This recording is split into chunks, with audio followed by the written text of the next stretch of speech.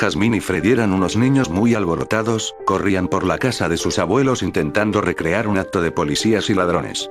Aunque no lo pareciera, la encantadora Jasmine, una niña agraciada y de largo pelo castaño, era la que siempre convencía a Freddy de hacer travesuras, que normalmente acababan en una regañada hacia Freddy de parte de sus padres. Un día de visita a la casa de sus abuelos, los padres de Jasmine y Freddy los dejaron jugando en el patio con la advertencia de portarse bien, lo que traducían como no rompan nada. Los niños desplegaban todas sus energías a lo largo de la inmensa casa de sus abuelos, metiéndose a todas las habitaciones y lugares donde solo un niño de pequeño tamaño podría entrar. Fue así como ambos terminaron metiéndose al sótano de sus abuelos, que antes se encontraban tenebroso. En ese polvoriento lugar hallaron reliquias propiamente dichas. Encontraron muchas valijas de oro, ídolos brillantes, incluso muchas monedas de diferentes países y de diferentes épocas. Mientras rebuscaban más el lugar, Jasmine encontró un curioso frasco transparente cerca de lo que parecía ser una cabeza de mono. El frasco transparente tenía letras en japonés escritas con tinta roja. Freddy, precavido como siempre, le dijo a Jasmine que lo devolviera antes de que lo rompiera y como siempre pasaba, le echaran la culpa a él. Por su parte, Jasmine no lo encontraba muy interesante que digamos, el frasco parecía estar vacío por dentro, a pesar del ligero peso que tenía.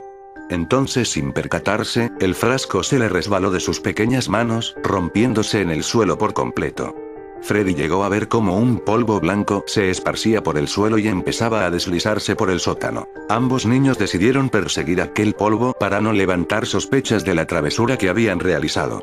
Al verse acorralado, el polvo se deslizó fugazmente hacia la boca de Jasmine, quien se atoró con él mismo y se lanzó al suelo tosiendo aquel extraño polvo.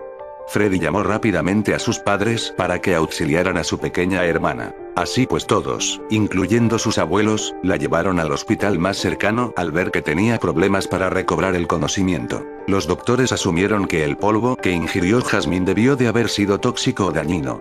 Aunque el frasco estaba en la casa de sus abuelos, ellos juraron no saber de este. Es más, la mayoría de las cosas de aquel sótano eran reliquias que había heredado el abuelo de la familia de un viejo amigo suyo, que era japonés de descendencia. Freddy tuvo que soportar semanas de no ver a su hermana, jugar solo en casa y siempre estar con la curiosidad e intriga presente en su pequeña cabeza. Empezó a ver constantemente a sus padres llorar, incluso escuchaba peleas en la noche referidas a su hermana. Después de muchos intentos por visitarla, y ante muchas lágrimas que Freddy derramó en su ruego por ver a su hermana, sus padres accedieron a llevarlo, pero solo por unos minutos. Según sus padres, Jasmine había cambiado un poco. Freddy sabía que algo le había pasado.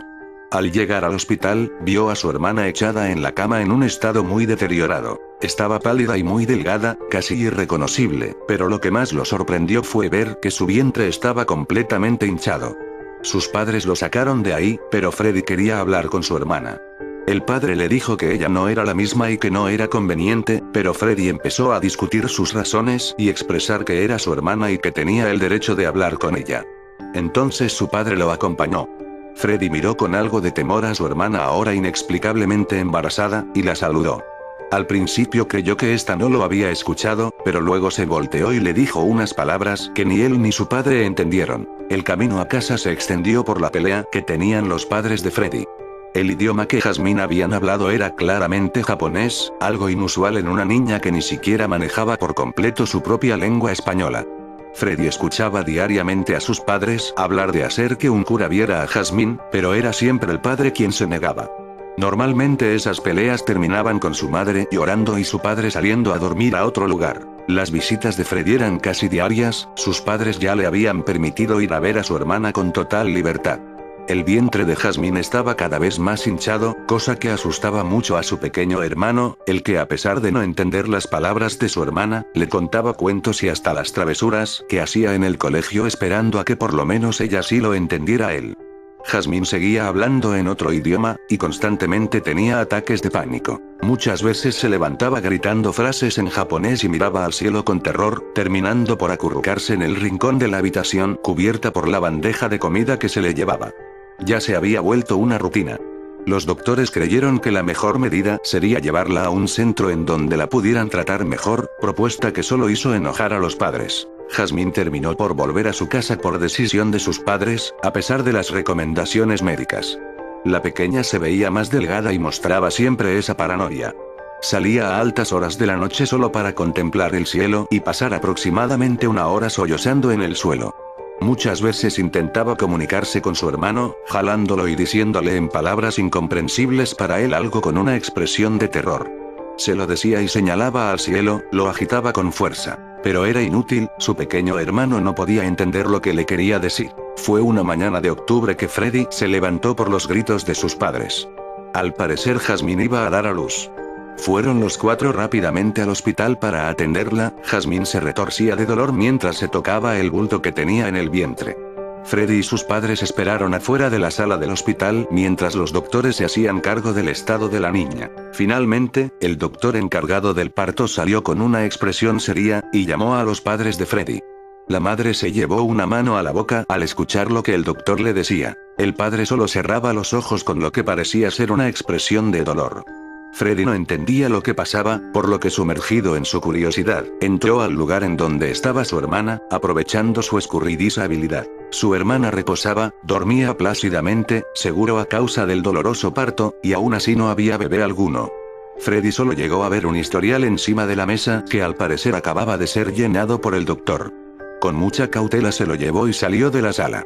De camino a casa, sus padres no comentaron ni una sola palabra. Sea lo que hubiese sucedido, no fue nada grato para ellos. Al llegar a casa, Freddy corrió a su habitación para leer lo que el expediente clínico decía sobre su hermana. Entonces comprendió lo que sucedía por medio de las lecturas que tenía en sus manos. El bebé de su hermana había nacido muerto. De hecho, según el historial clínico había muerto desde que estaba en el vientre de su hermana, pero no le pudieron practicar un aborto por su deteriorada salud, mucho menos una cesárea. El parto agravó su mala condición y se quedaría, según el reporte, internada hasta conseguir buenos resultados. Casi al final de los apuntes encontró un curioso texto escrito por el doctor que explicaba la condición del bebé muerto. Este, por alguna extraña razón, presentaba quemaduras y amputaciones en su pequeño cuerpo. Todo cabía indicar que esas heridas habían sido provocadas por fuego, más específicamente, un bombardeo. Según el doctor, este tipo de resultados no se veían desde la Segunda Guerra Mundial.